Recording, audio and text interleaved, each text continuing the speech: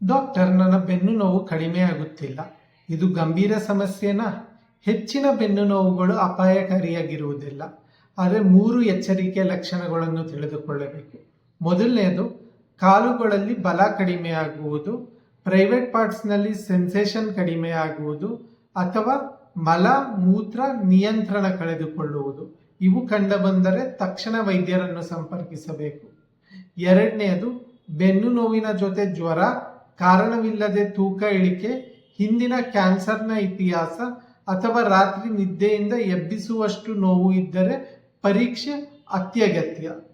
ಮೂರನೇದು, 45 ವರ್ಷಕ್ಕಿಂತ ಕಡಿಮೆ ವಯಸ್ಸಿನವರಲ್ಲಿ 3 ತಿಂಗಳಿಗಿಂತ ಹೆಚ್ಚು ಕಾಲ ಇರುವ, ಬೆಳಿಗ್ಗೆ ಹೆಚ್ಚು ಇರುವ ಮತ್ತು ವ್ಯಾಯಾಮ ಮಾಡಿದರೆ ಕಡಿಮೆ ಆಗುವ ಬೆನ್ನು ನೋವು ಇದ್ದರೆ ಅದು ಉರಿಯೂತ ಅಥವಾ ಇನ್ಫ್ಲಮೇಷನ್ ಇಂದ ಉಂಟಾಗುವ ಬೆನ್ನು ನೋವಾಗಿರಬಹುದು.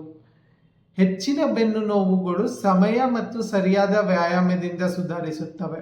ಆದರೆ ಈ 3 ಎಚ್ಚರಿಕೆಯ ಲಕ್ಷಣಗಳು ಇದ್ದರೆ ಅದನ್ನು ನಿರ್ಲಕ್ಷಿಸಬೇಡಿ. ನಾನು doctor Nikhil C, consultant clinical immunology ಮತ್ತು ರುಮಟಾಲಜಿ, ಬೆಂಗಳೂರು.